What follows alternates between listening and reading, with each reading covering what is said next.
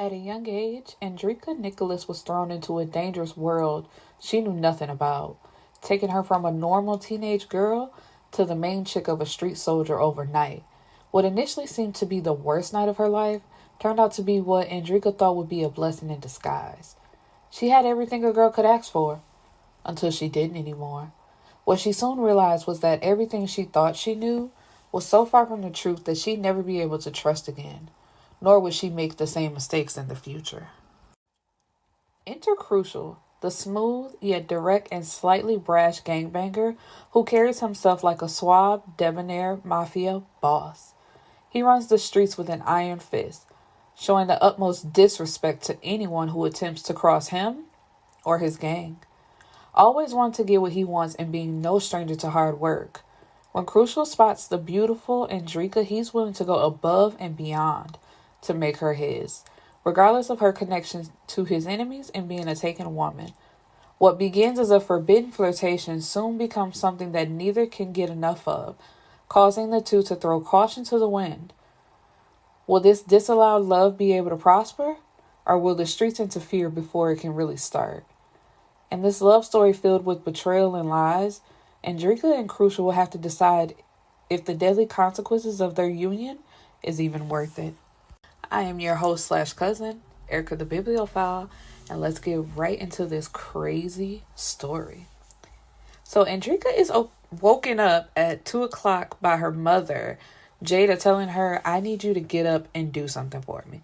Now, let's pull over already. Please don't wake me up at 2 o'clock.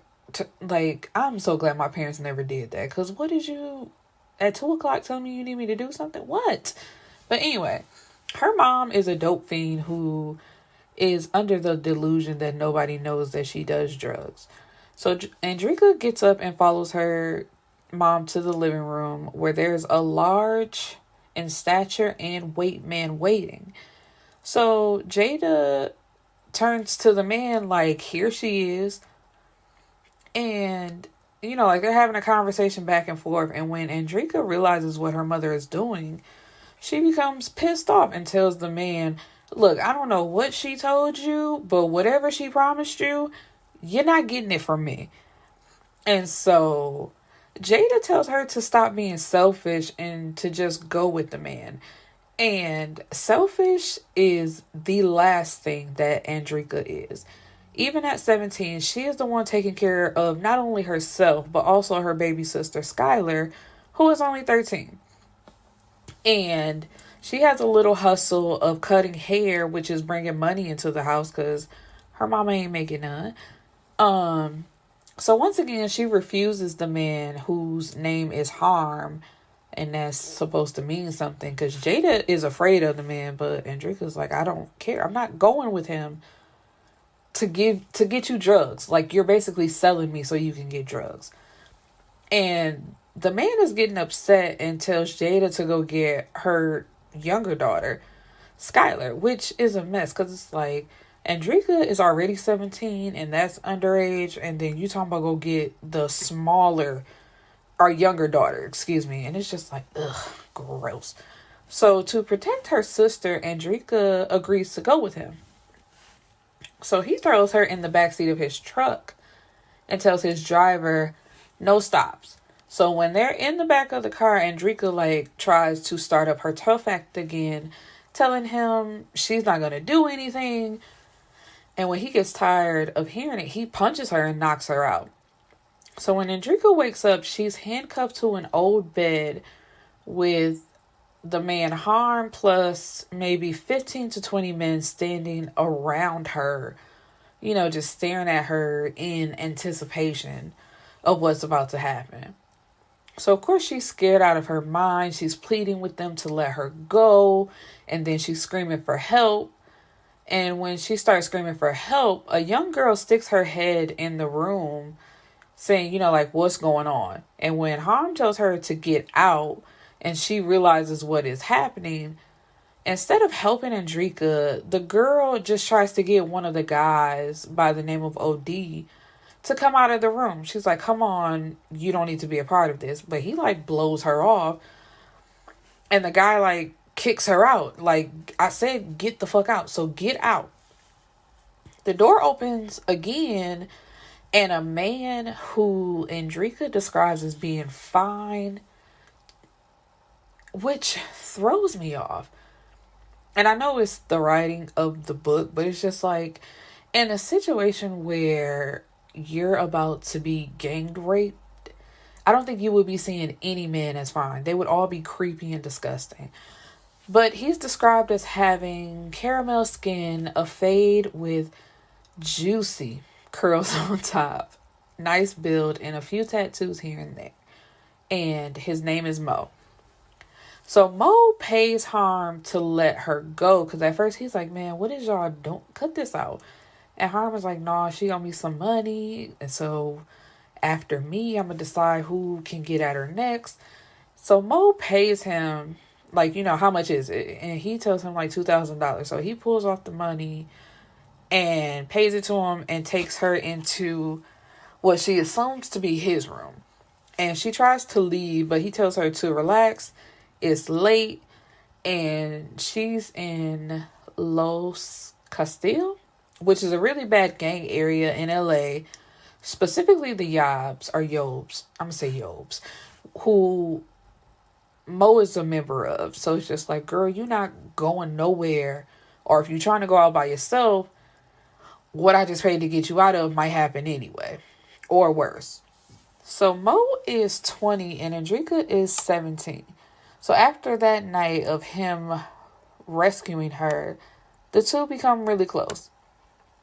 Spending a lot of time together, which I'm like, how much time can you spend together after a week? Which is how long Andreka has been home after that night. And her mom, Jada, is acting as if everything is great and she didn't sell her daughter or attempt to sell her daughter. And just going on about her life. Like everything is cool, which, of course, Andreka has a problem with. But it's like, I need a place to stay, so I can't say too much. And I ain't really trying to get into that with her. So they get into a fight because Andreka, she done got dressed and she about to walk out the door. And Jada looking at her clothes like, I know what you doing. Don't come back here pregnant. And this starts a fight between them, which I think Jada slaps her first. And so Andreka slaps her back. Like, if we gonna fight, let's get to fighting. And Jada puts her out and tells her don't come back. So when Mo picks her up, he tells her that he likes her, but she needs to change her look. Basically saying she looks too young, and it's like, motherfucker, because she is. But he tells her, we're gonna get your hair done, and you need to look like my lady. Red flag number one, ladies. If off the bat, because they only been spending about a week together, and after a week, he already telling her that he needs to change her look and trying to change things about and the way she dressed. Stop, skirt, bye, not doing it. So he takes her to Essence. Essence is the girl who was there that night when she was almost gang raped to do her hair. And OD, who is one of the guys that was in there that appears to be Essence's boyfriend, comes out the room. He's staring at Andreka and sticks out his hand like to shake her hand and calling her beautiful. And of course, Andreka is uncomfortable being in the room with the two of them. And you can see that Essence is jealous. And it's just like, why am I hanging around motherfuckers who was about to let me get raped and not do anything? Like, one of the people who was gonna rape me is staring in my face right now trying to shake my hand like I'm supposed to be cool with this. It blew my mind. I'm just like, there's no way I wouldn't have been hanging out with Mo.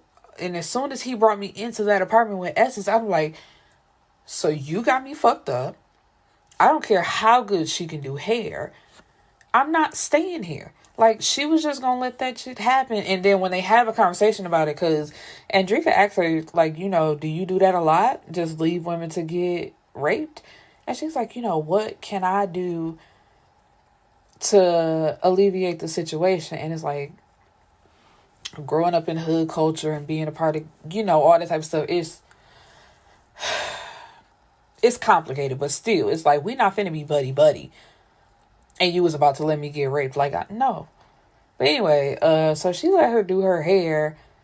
And as soon as she's done, she's like, thanks, Mo's on his way. And Essence laughed and said, girl, please. He dropped you off. He ain't coming back till maybe 1 or 2 o'clock.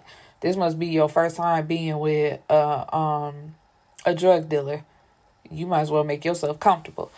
And so, of course, he doesn't come back to get her until after midnight, and then takes her to an empty apartment that he claims is his and that he just got, and takes her virginity while making her promise to be loyal to him. Oh, baby. So now we are 6 years later down the line, and Mo is now the leader of the Yobes. He and Andreka have a 3-year-old son, Cooper, and they now stay in a 5-bedroom mansion in Hollywood. OD is Mo's right-hand man, who is still saying slick comments to Andreka every time he's around her.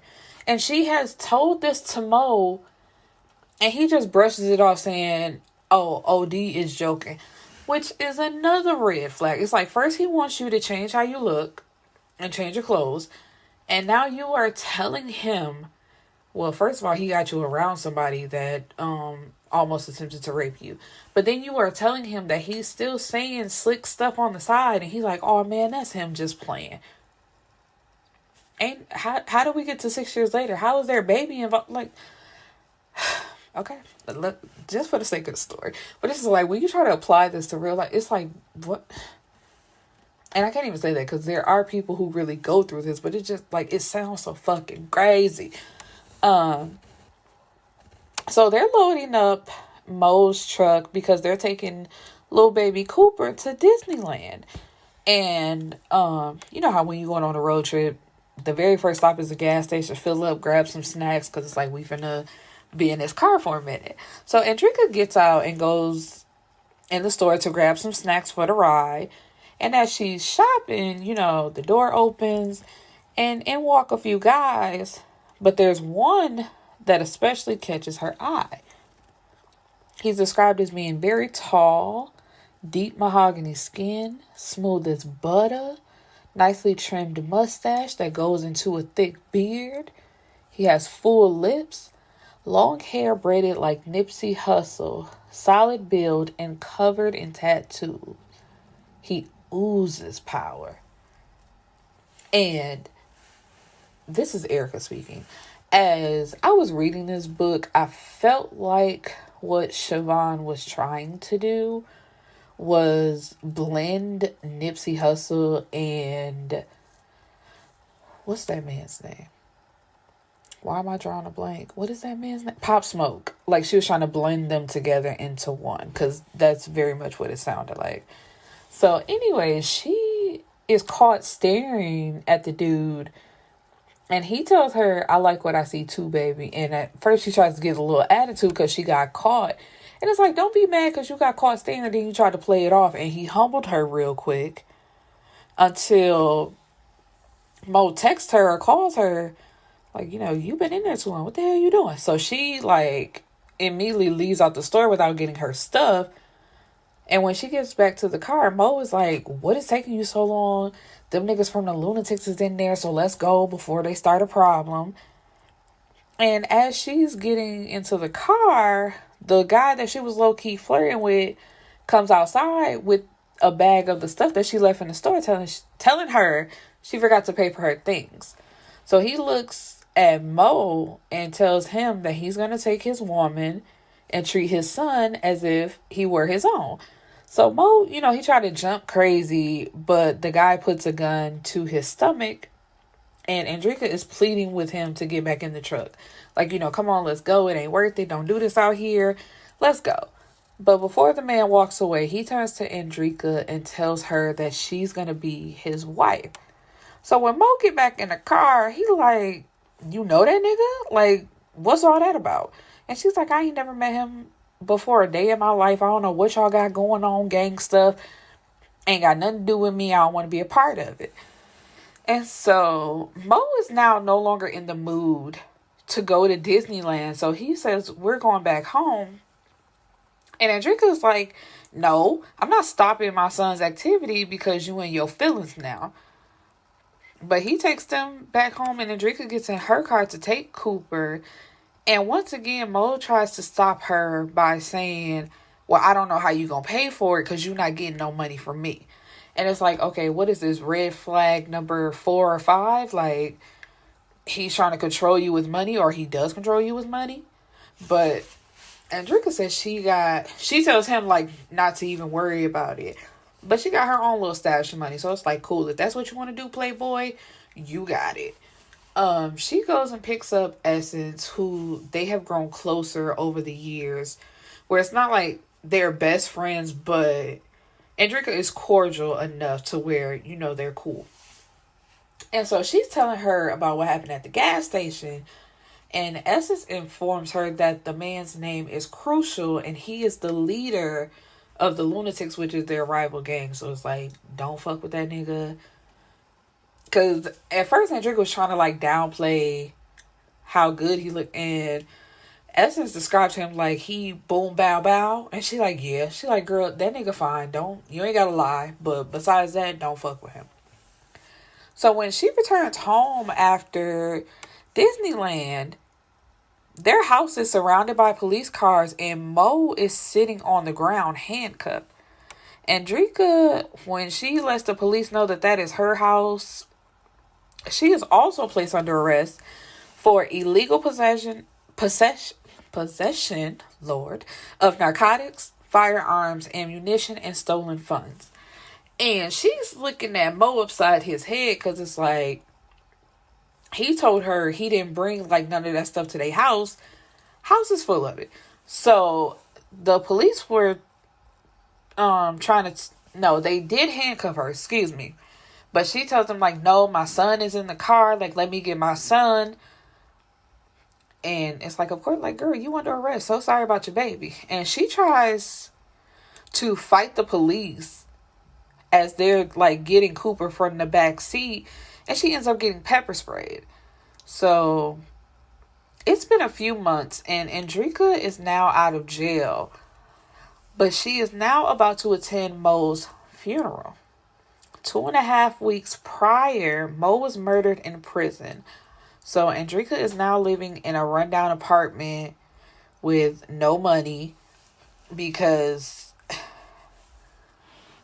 she gave custody to Mo's parents, and when she got out of jail, she just had to show, you know, that she had a place, she had a car, and she had the means to take care of him.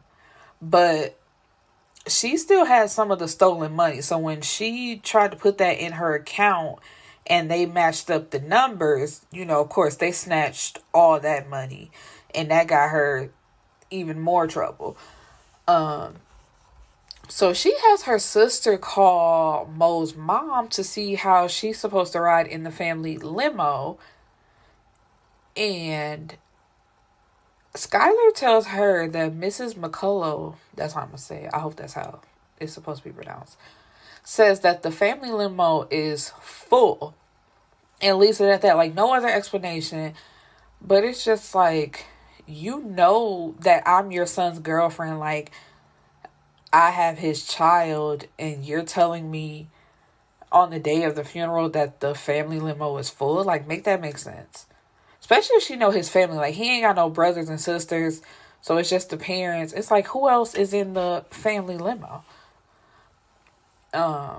So they have to drive there, and when they get to the funeral, there's no room for her on the, you know, like the first 2, possibly even 3 rows. Like, as much as the family wants, that's the rows are for them.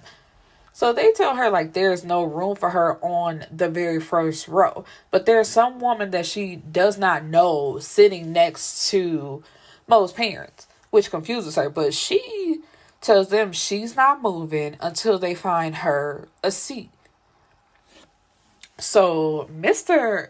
McCullough, he tells her to, tells one of the ushers to move somebody from the other side of the front row so she can find a seat. And so she's still looking at this woman that she's never seen before, who is sitting on the front row, who is really torn up about Mo being dead. And so at the repast, Mrs. McCullough and the woman whose name is Cece like pull her into a room and inform her that Cece is actually Mo's wife, and they have been together for 12 years, married for 5, meaning they got married a year into his relationship with Andreka. And she turns to Mrs. McCullough and says, if this is true, because she would not believe it at first, why the hell did you and your family welcome me and pretend like I was his only one? And just this right here. I'm loyal to Mariah and no one else. That's what the mom said. So let's learn about relationships, because I was just going to say ladies, but it's on both sides of the family. Quit thinking that your partner's family is also your family. They will know that this person is married, got about 4 different side chicks, 12 outside babies, and still look in your face and call you daughter, sis, niece, and act like they don't know a motherfucking thing. Quit trusting these people. You can be friendly and acknowledge them, but quit thinking that your significant or who you believe to be your significant other's family is your family, because they are not. Trifling. And so after a few more heated words are exchanged, Andreka punches Cece and slaps Mrs. McCullough, because it's just like, so both of y'all finna play in my motherfucking face. And it's like, bitch, you knew about me and you still married the nigga, and now you in here trying to wave the fact that y'all married in my face. Like, okay. So as she's storming out to leave, bullets begin to light up the church. I'm gonna say it again. Bullets begin to light up the church. So Andreka grabs Cooper and Skylar and they make a run for it, which of course, like, yeah, I don't have custody of my baby, but that's the first person I'm grabbing. I'm worried about my baby. He's in here. So in an alleyway, Krucial pulls up alongside them with a gun hanging out the window, talking about some get in the car, my bad. Y'all just lit up the we all want a hood nigga, but not this goddamn hood. I can't my nigga, you lit up the church. And of course she refuses, like, no. But one of the Yobes like runs into the alleyway and Krucial shoots them and then ushers the 3 of them into the car. So while he's driving them to her car, he asks her for her number and she calls that nigga insane and tells him no, because she's under the impression that he's the reason why Mo got arrested and killed. So he's the reason why her life is the way that it is, because Mo had never been in trouble with the cops until that day they ran into Krucial at the gas station. Krucial is at the strip club with his gang and they're talking about their women, and he shows them a picture of Andreka saying she's going to be his woman soon. And one of the guys says, you know, you only want her because that's Mo's old lady. And you're like, man, I don't give a fuck about that nigga. That's why I shot up that funeral. Fuck him. I want her. Excuse me. And so one of the strippers, whose name is Donica, walks up to them complaining about him not watching her dance on the stage because he's too busy looking at his phone, and she sees the picture of Andreka. And she's like, you over here looking at girls, not even watching me? And he's like, this isn't just a girl. This is my wife. So when you see her, you know, address her as such. So he's paying no change to her demeanor, because it's just like, she's somebody that he fucks from time to time, like really nothing special, and she's cool. That's what he's thinking. But because he ain't paying her no attention, he don't see that she feels some type of way. And then he checks her, because when she hears that Andreka is a Yobe or a Yobe's girl, she tries to call her a hoe for hood hopping, and he kicks her out of his section. And she tries to apologize, but he's like, no, get your ass out. So Andreka is out with her friend Ayana when they fake bump into Krucial, because those two are having dinner together. and she sees Krucial outside across the street at the ice cream place.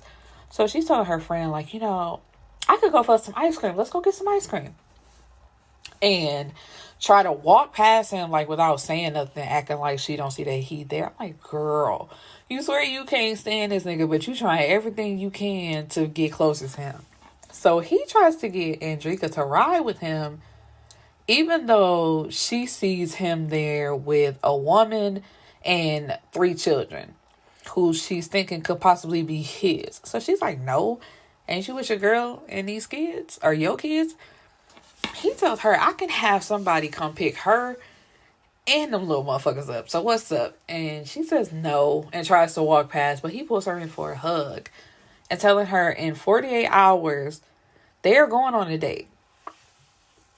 So Andreka works in Essence. Essence is, that is a tongue twister. She got a hair salon. She worked in her hair salon. And now that OD is now the leader of the Yobes, Essence is essentially the first lady or quote unquote queen. So, Essence is feeling herself now. Like, she been a part of the gang, but now that her quote unquote man, because it don't even really seem like they official. Essence just really love this nigga, and he just like, cool, whatever. She feeling herself. So Andreka confronts Essence about knowing if Mo had a wife, which she admits that she did know, but she tried to warn Andreka when she first met her, which is a lie. Because first of all, that ain't even the first time, well, I guess you could say officially met. But when she did her hair that night, all she told Andreka is that she wouldn't last. She didn't say, you not his only girlfriend or you not the only woman in his life. You just told her that she wouldn't last. That's not letting somebody know that this nigga got a wife or he got a girlfriend and some more kids. Because Cooper ain't even his only son. I believe it was 2 sons and a daughter. So he got 3 other kids besides Cooper. Man, I would have beat Essence ass. And Essence tells her that her loyalty lies with OD and no one else. Not even the gang. Because if OD said he was done gangbanging and wanted to no longer be a part of the Yobes, she would leave with him. Which is so stupid, but okay. Krucial shows up to the salon to get a haircut. Because remember, even in high school, Andreka was cutting hair. That's like her passion. And he makes her client get up out the chair and take his place. And as she's lining him up, Essence comes from the back, trying to be that bitch, telling him that his kind isn't welcome there, like he's a fucking dog or something. And tells him he has to leave before she calls her man. And he knows he doesn't want that. And it's like, girl, you gonna get your nigga hurt. And he basically tells her, don't do it if you care about that nigga well-being. Think I'm playing. And so she goes to the back and it's just like, whoop-de-whoop, whatever. And Andreka's telling him, please don't participate in that. He's like, baby, I live for this. I live for causing chaos. So OD walks in, but it's real hesitant. And he looks at Krucial like, we got a problem? And Crucial's like, I don't know. Do we have a problem? So OD tries to walk up on Krucial, and Krucial jumps up out the chair, taking the cape that Andreka, she had unsnapped it and wraps it around OD's neck.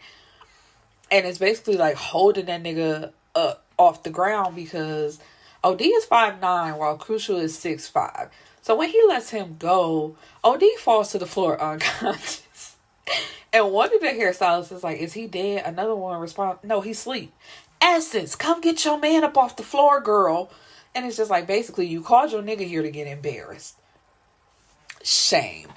So Andreka is in court. And the judge asks if she took the child without permission, the day of the funeral when the shooting was going on. And when she tries to explain herself, he cuts her off saying, that's a yes or no question. And it's like, it's really not. Because that deserves an explanation. It's like there were bullets flying. I'm not fucking leaving my child just because there's a court order.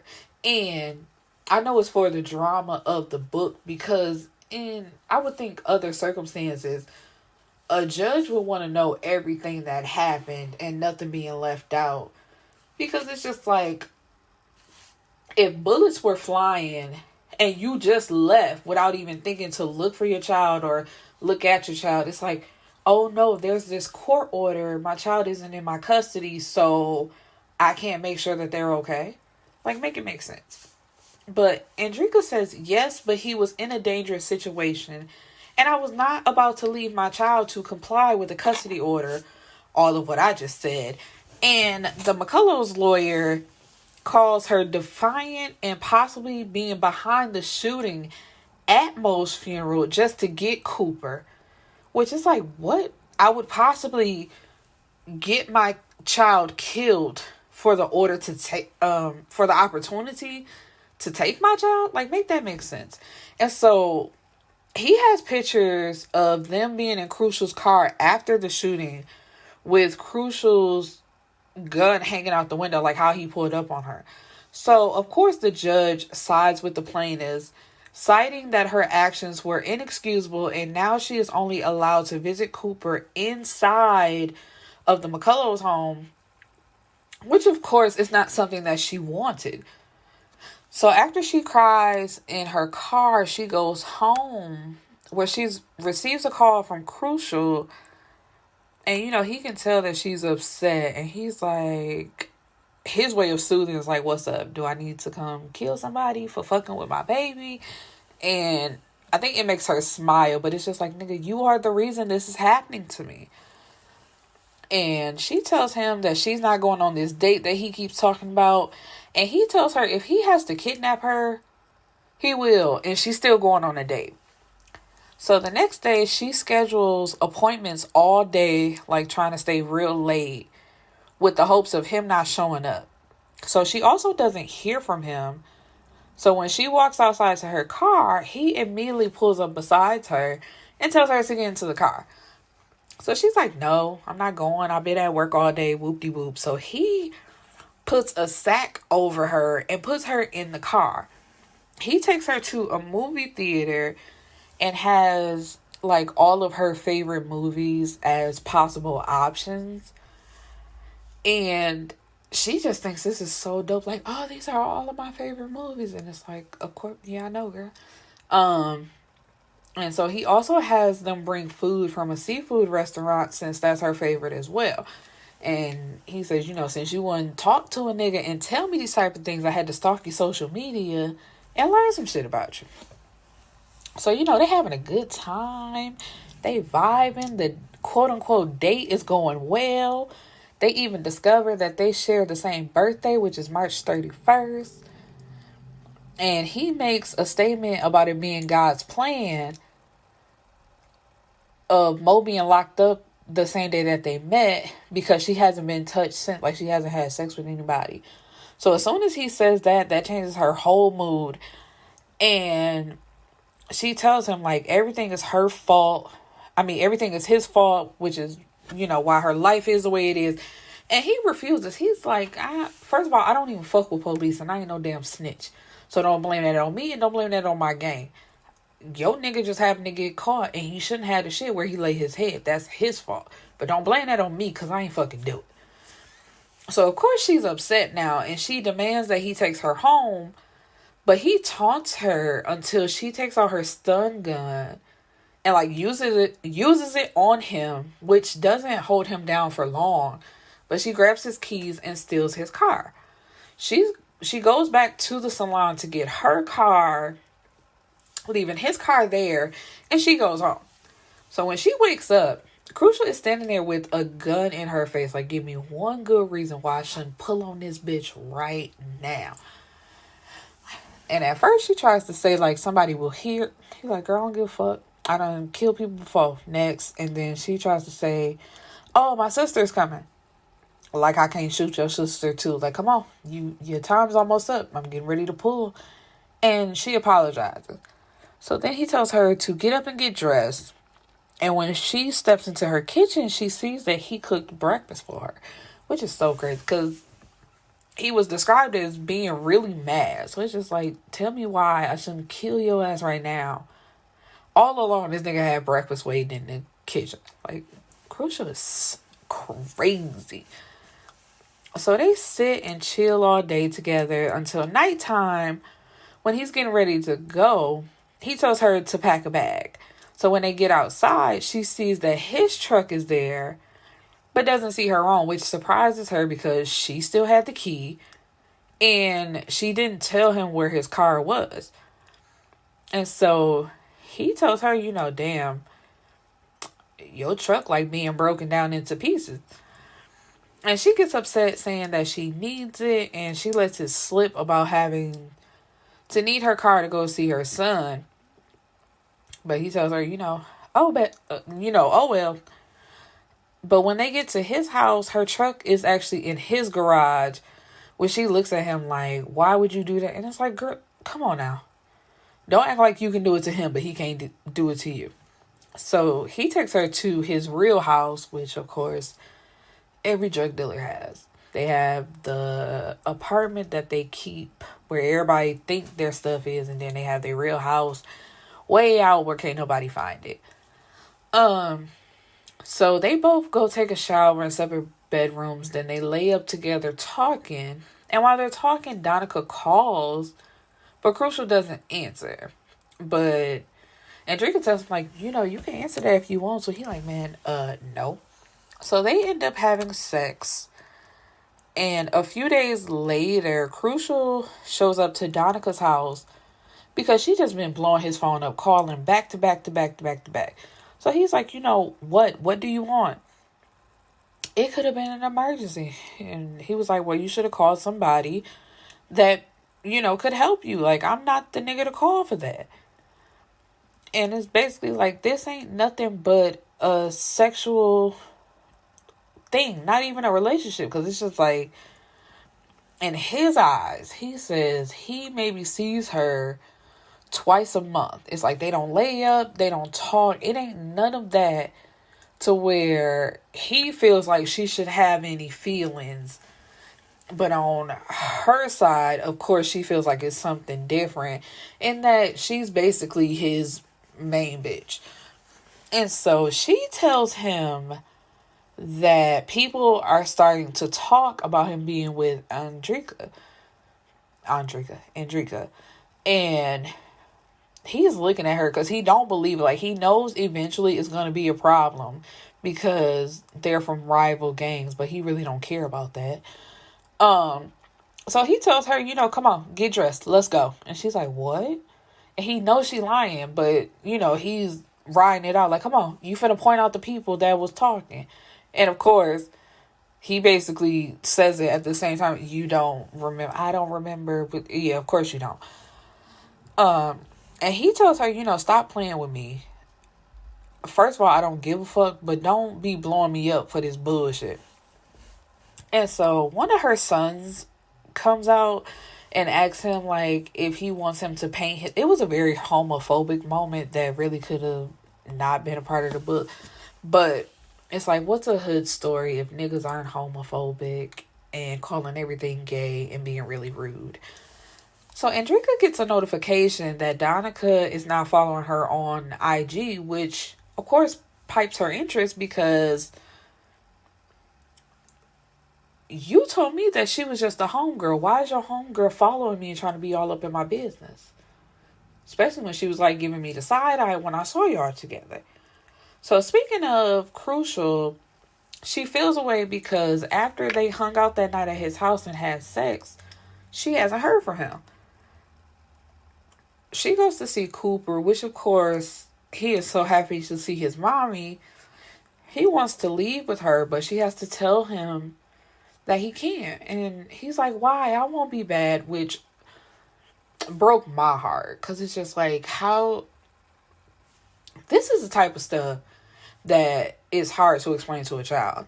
Like, you know that this is your mother and you can't go with her. Like, you have to live in separate houses. That's hard to explain to a child.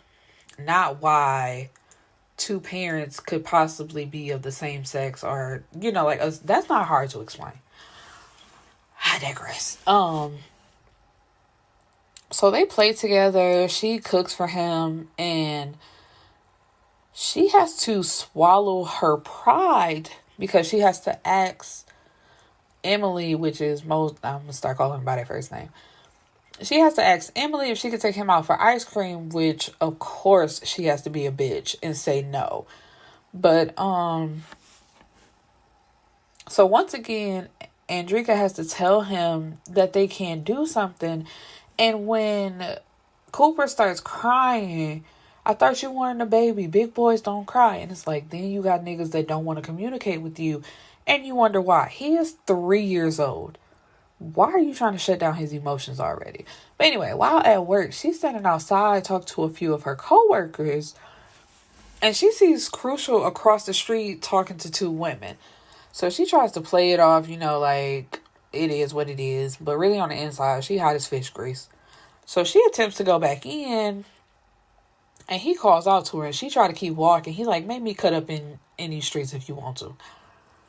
So they meet in the middle of the street, and when he tries to touch her, she backs away and then gets upset when he turns around to walk away. And she says, just like I thought, as soon as you got some, you started acting funny. So he's real quick to check her and say, no, ma'am, that was actually you, Miss Girl. I've been chasing you, trying to make you my woman, and it's you who is constantly telling me that you don't want nothing to do with me. So why would I continue to try to call you and try to chase? Like, you just want me to be your lapdog? Like, girl, come on, make it make sense. It's you who don't know what you want. And it's like, really, you want this nigga, but you her mind all fucked up. So later when she's talking to Ayana about what happened, Ayana tells her to go for it. So she texts Krucial, and he tells her to come to a party that he's at. So he introduces Andreka to the gang as his girl, and he reminds them that he don't care where they think they know her from. She's his woman now. So while she goes to the restroom at the party, she receives an email from Mr. McCullough telling her whatever she did earlier at her visit, don't do it again, and stop associating with known criminals because Emily sees everything, which she should already know because it's like at that last custody hearing, they got pictures of you with this man, which makes no sense because that means they had to be following you prior and already watching what you doing. Because otherwise, like, why would they know to just be taking pictures of you to have on deck to show, to the judge? So she should have known she was already being followed. So as she leaves the bathroom, some guy steps on Crucial's shoes, which, of course, Krucial got to show out. And this upsets her. And they have another argument about how reckless he is. Because it's like, I'm out here trying to get my son back, and every little thing you got to blow up over. So it's like, I ain't got time to deal with this. And so when Andreka comes to work one day, Essence approaches her about dealing with Krucial. And Andreka tells her to mind her business. Like, that's none of your business. It don't interfere with my work or nothing like that. And Essence also tries to apologize about not telling her about Sissy, but too little too late. And she really don't care at this point because like the nigga dead, so what do it really matter? Krucial leaves a gift for her at her station, which is a gold set of barbering tools. And later as she's leaving, Crucial is leaning on the side of the building waiting for her, and it's just like, people doing this back and forth shit. So they go to his uncle's fish restaurant, which is basically like across the street. They eat, they're having good conversation. They end up having sex in his car. And it's like almost as soon as they're done, like Andreka, she's having this battle in her mind. So she jumps up and attempts to just get out of the car. But he tells her that her not being with him is not an option. So basically, you my woman whether you want to be or not. So Donica also makes drops for Krucial, and after every drop, she has to check in with him like all the runners do. But so that was another reason why she was feeling like she just his ride or die chick. And while he's counting the money, she tries to come on to him, and he is basically not paying her no attention. Like, girl, I don't want that shit. No, thank you. And she started talking stuff about her being the only one that he's been fucking. And he just crushes her soul. Because, like, unlike you who like to run your mouth, I was having sex with other people. Everybody just don't like to let it be known like you do.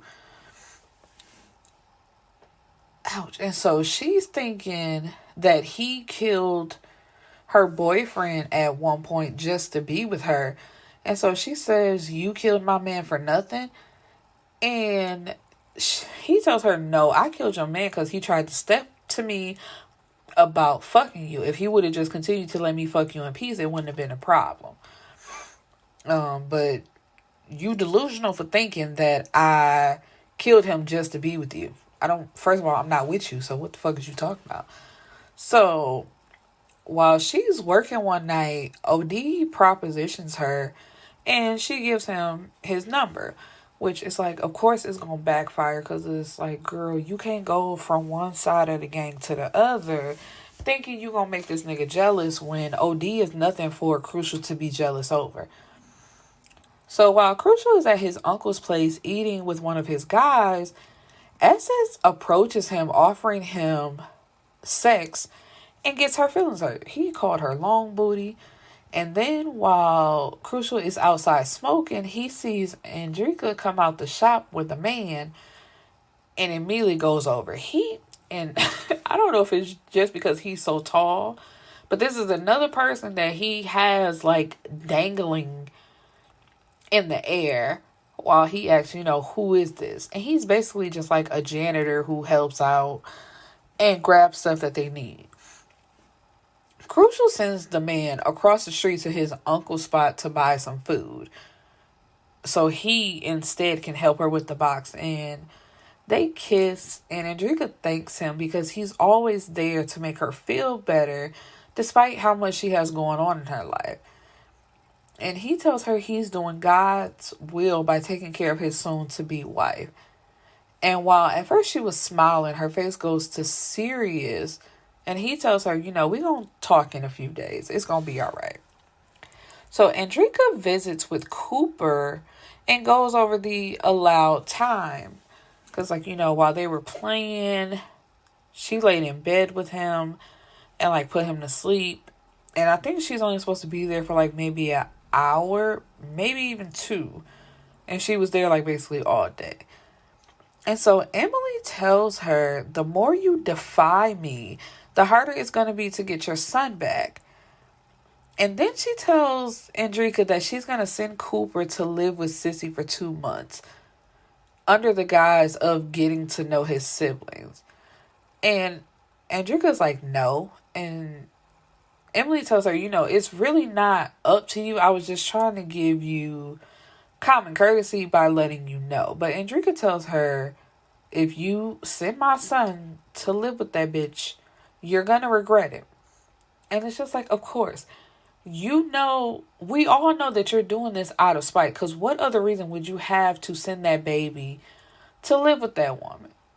Them siblings can come over to your house and they can spend time together on mutual grounds. There's no reason to send him. And then if that's the case, we going back to court because, Your Honor, if they don't want to take care of my son, why can't I have my son back? Why are they sending him to live with this outside person? They're not taking care of him either. And I want my kid. I'm like, go ahead. Please do it. So when she gets home, there's a big package waiting for her. And it's a Fisher-Price Laugh and Learner set for toddlers. She receives a text from Krucial. He brought it and told her to update him on how Cooper likes it. So, this is touching her a little bit. And then she hears someone drop something else into her mailbox. So when she opens the package, there's pictures of her and Krucial, I think doing a do, Crucial's mugshot, and his arrest history. So she obviously knows that this is from Mo's parents telling her, like, girl, we see you. We know what you're doing. And I'm not understanding why she, first of all, didn't tell Krucial about this so they can have a conversation about it. So it's like, I'm really feeling you. I would like to see where this goes, but for the sake of me getting my son back, it has to be this, because Krucial is crazy. Like, he wasn't going to give up regardless, but I feel like if she just would have told him, this is what's going on, and I need you to back off a little bit, he would have did it, or he would have found a way around it. But her not saying anything and getting upset, it's just like, how you mad at this nigga and he really don't even know what's going on with you because you ain't saying nothing. So she's confused as to if they really think that Krucial is bad for Cooper and that's why they want her to leave him alone, or if Emily is just trying to control her life, which literally makes no sense, because, like, how is she... It is so weird. So while at a local store, Krucial is, like, with one of his friends from the gang, one of the Yobes runs in and shoots Krucial. Krucial follows the guy out of the store, punches the window out in the car that he's in, and pulls the guy out. The car pulls off, leaving him by himself, and Krucial stumps the guy out and pistol whips him with his own gun before walking off. He couldn't actually kill him because, people were starting to surround them and record it. So he's like, I can't kill the nigga on camera. I could whoop his ass, though. So he was actually hit by one of the bullets and gets into his car and drives himself to Cherry, who is their hood doctor. So later that night, he shows up at the club where some of the Yobes are and shoots up into their VIP area. He thinks he got like 3 of them while everybody is running out, so he's happy. And of course, he makes a clean getaway. It's Thursday, and they're finally having their talk. So first, Andreka gets a visit from Skylar, who is having a hair crisis. She got a weave in her hair and it's irritating her scalp. And she was trying to change her look to attract boys because it's basically Andreka's story all over again of looking like a little girl and wanting to grow up and look more, quote unquote, womanly. And Andreka tells her, baby, please don't try to grow up too fast. And if they don't like you for how you look, like who you are, then don't give them the time of day. So later she hears someone knocking at her door and then the person trying to just come through the door. So she has a knife that she waves, but it's Krucial. So he grabs it by the blade and throws it across the room. He tells her that the landlord, quote unquote, gave him a key. So, he was just going to come right on in. So he picks her up against the wall and puts her up against the wall, kissing on her while they're talking.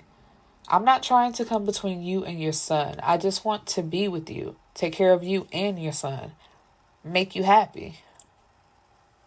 Which, and I think I'm only laughing because it's just like, when I read this, all I could think about is because they started having sex, and it's just like, what happened to his hand?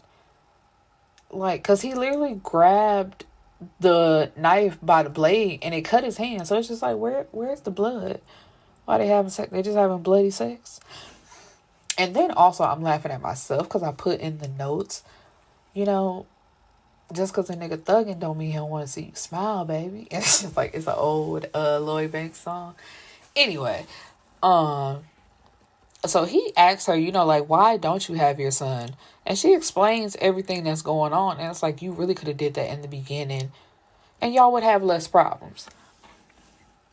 So he offers to help, but she refuses, like basically giving her some money so she can get a better lawyer, like trying to better her situation. And she says no because in the past she let a man run her, and that's not something that she wants to ever happen again. So she's doing this all by herself.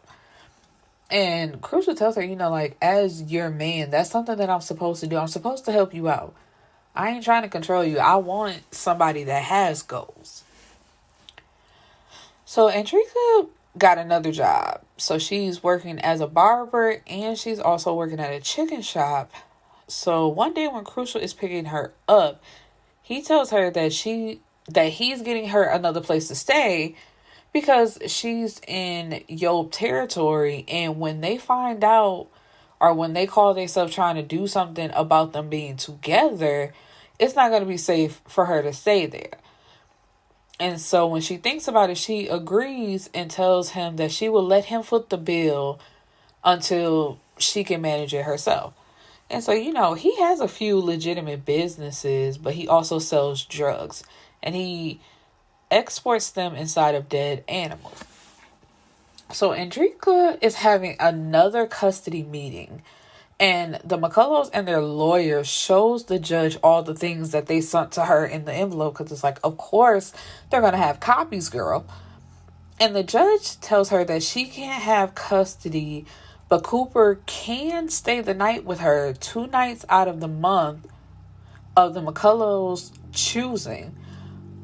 And also, if their lawyer can bring solid proof, because when they told the judge about Krucial, it's like he may or may not be doing this or be doing that. And the judge said, well, this is just speculation. You don't have concrete proof, so I don't really want to hear about this.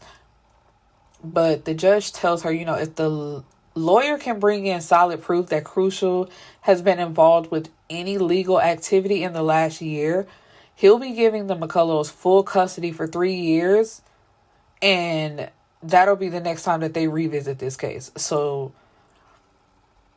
really, it kind of just fucked her up.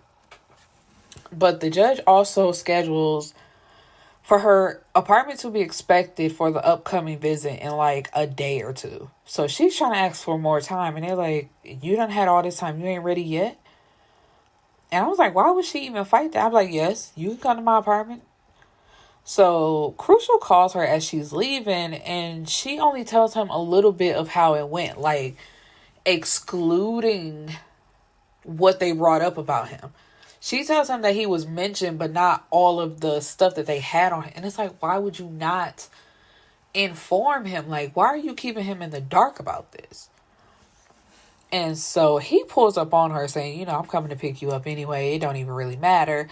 So he speaks to the McCullows, who try to act like him simply saying hi to them is somehow threatening them. So then he takes her to buy her a brand new Range Rover, because the Jeep that she had, OD bought, and of course, my woman ain't riding around in some shit another nigga bought, so we finna get rid of that, and you're gonna get a new car. Because first he was telling her, just pick a lot, tell me what kind of car you want, and we going to get it. And at first she was like, no, he like, I really ain't trying to hear all that bullshit, just pick a car, and let's go. So she like, Range Rover, and it's just like, I think he's driving around in a Lamborghini. So it's like, girl, you really thought you was doing something with the Range Rover? He like, okay, cool. And so he buys her a $200K brand new Range Rover, and then takes her shopping for Cooper's room. But when they get to her place, her door is open and her place is destroyed. So he tells her, pack whatever you want to take of you and your babies, because you're not coming back here. So Krucial has also hired a private investigator to find out anything that could help Andreka in her case. So Andreka gets a call from Cece, who is still trying to be petty about Cooper coming to stay with her. And after Andreka, basically reads her down, Cece is the one hanging up upset. And I think Andreka threatened to beat her ass. And it's like, girl, you should not be threatening her, because you don't know if they recording them phone calls to later use against you. And as much as it sucks, you should really be trying to play nice all around, which is fucked up. But sometimes you gotta do what you gotta do. So Krucial sends Andreka to the spa, and this is where she meets, is it Jory or Corey? Jory's girlfriend. And Jory is a member of the Lunatics. He's like inside of Krucial's main circle of the gang. And his girlfriend, okay, her name, Maissa.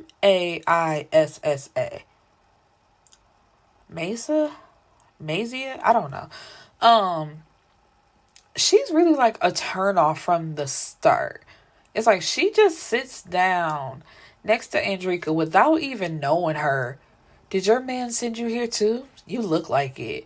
And it's just like, how do I look like my man is providing for me to come to the spa? And why is that the first thing out your mouth? It's just like, you just want to let it be known that you're being taken care of.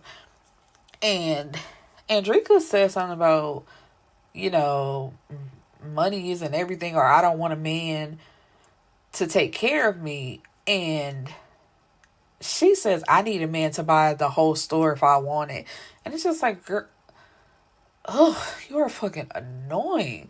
Like, it's one thing to have that lifestyle, but then to act like that's the only thing you can talk about is the fact that you don't have to do anything and that your man takes care of you. Like, people don't want, even other people who are living that lifestyle, I don't think they want to hear about that shit 24/7. But then I could be wrong.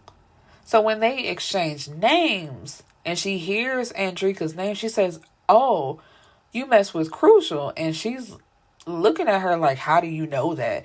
And she's like, oh, I'm Jory's girlfriend. And, like they run in the same circles, whatever. And I heard about you. And it's just like, girl, everything about you is just, ugh. And so when they're done, she walks alongside Andreka while talking about her sister who was waiting for her in the lobby. And she says, I bet you would never think that we're related. Because while she is dark-skinned with a weave and she has had her body done, her sister, was it Tasia? It's like Tasia, Tasia, or is it what? Mesa, Tasia? I don't know.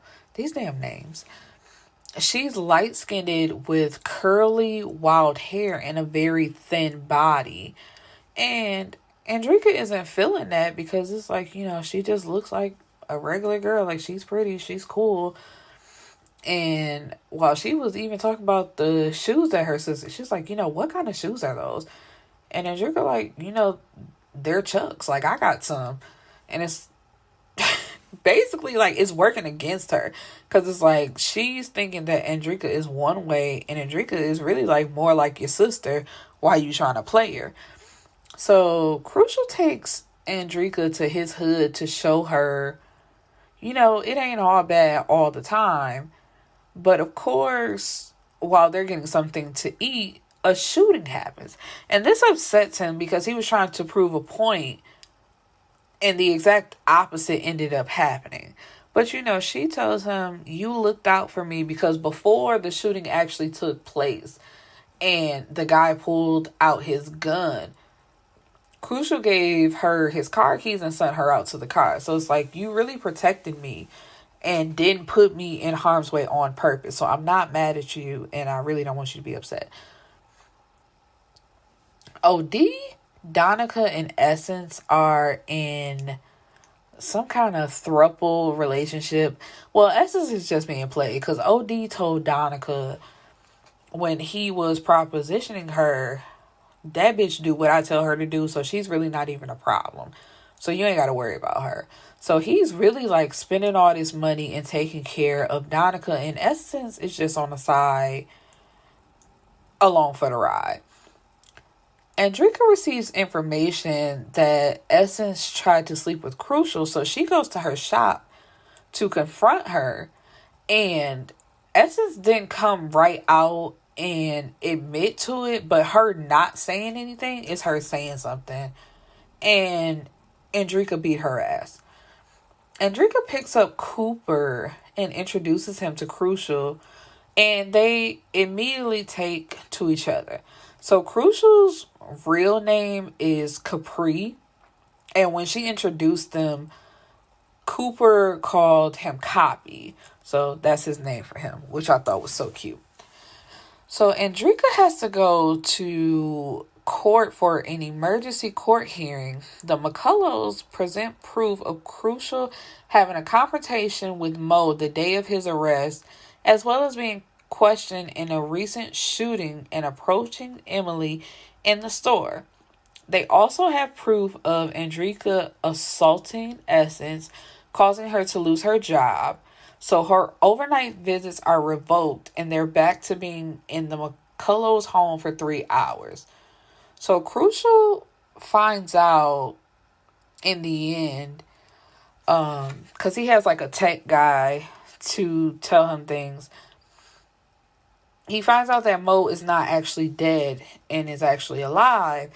Then he gets a call that Burry, one of his gang members who was driving Andreka around that day, because he didn't want her driving by herself because, things are weird, that he's shot and Andreka is missing. So it's just like the one thing that he was trying to avoid actually happened anyway, and it really fucked him up. So the story ends with he's about to set LA on fire to get his woman back. So what I've decided to do with Shvonne's book is at the end I will mention the side stories, because I really don't care about those. Or if I did, I'd want like a completely different book to focus on them. But like the first time I read it, of course, I'm reading everything so I can get all the information. But I have a love of rereading books, but when I do that, I just skip past these parts. But anyway, Ayana, who is Andreka's friend, was in a 9-year relationship with a basketball player. But once she tells him that she's pregnant, he gives her an ultimatum of either her being with him or her having the baby and him having nothing to do with it. So she chose the baby. So he moves out, tells her that she can have the house, but basically that's the end of them. So she finds out on social media that he got married to someone else, like an IG model who is also pregnant. So when they have a conversation, he tells her that he met this woman 2 years ago, and they basically connected, and he fell in love and felt the same way about this woman in such a short amount of time, the way it took him so long to feel about her. And so he asked God to send him a sign on who he should be with, and that's when they discovered that the woman was pregnant, and that's who he wanted to be with. And I'm just like, I'm so confused. Because after 9 years, like, why are we not married? Honestly, after 2, possibly even 3. Like, is this moving forward or not? Just dating for 9 years makes no sense. And him being upset about the baby, like when she said that she was pregnant, because he was trying to have her drink, and she was like, no, I can't have that. And he's like, it ain't nothing wrong with a little drink. We can have drinks. And she's like, I can't. I'm pregnant. And it's like, he basically made it seem like she was trying to trap him. And it's like, nigga, I've been with you for 9 years. What the fuck are you talking about? Anyway, while her and Andreka are out at the mall, another woman approaches her, telling her that she messed with him for 5 years, or 5 years ago, and has a 3-year-old son. And one of the things he told her, when he told her that he didn't want to take care of a baby with her, while also taking care of a baby with his wife, is he didn't want a bunch of kids all over the place. It's like, no, you just a trifling ass nigga who got a kid out there already, who about to have another one, And you didn't want to have some project twins, but you about to have some anyway. So Lolly, which this fucking nickname throws me. He is also like in the inner circle of the lunatics. And he has a girlfriend who he constantly cheated on until she leaves him. And he feels a way about that. It's just like, yeah, but you weren't actually supposed to leave me though. It's like, nigga, what the fuck is you saying? He wants Ayana and he begins to chase her. Well, he was chasing her even while he was still in a relationship with his girlfriend, but she wasn't giving him no type of time. So like I said, Jory is another inner lunatic, and his girlfriend, Maiza, I don't know. She's spoiled and she's lazy. She don't want to cook. She don't want to clean. She don't want to go to school to get an education. She really just wants to stay in the house or go on shopping sprees and be a kept woman. And she told him this and he agreed to it. But now he's feeling a way that she is actually living by the words that she's told him. And it's like, nigga, she told you that she didn't want to do shit. You thought it was cute. And like, he's the one that paid for her to get her body done. Because before her body, she looked just like the sister that she be talking shit about. In which Tasia, however the fuck you say these names, I'm confused about her too. Because it's like, you the older sister, but you around here being her maid. Like, she picks her up, drops her off. The girlfriend is cheating on him. And basically makes the sister like drive her to these appointments, but don't say nothing to him. And so he starts sleeping with the sister. So he's sleeping with both of them at this point, just being trifling. But anyway, that is the end of part 1 of the King and Queen of the Hood series. I hope you enjoyed, and I hope to see you next week. Peace and blessings.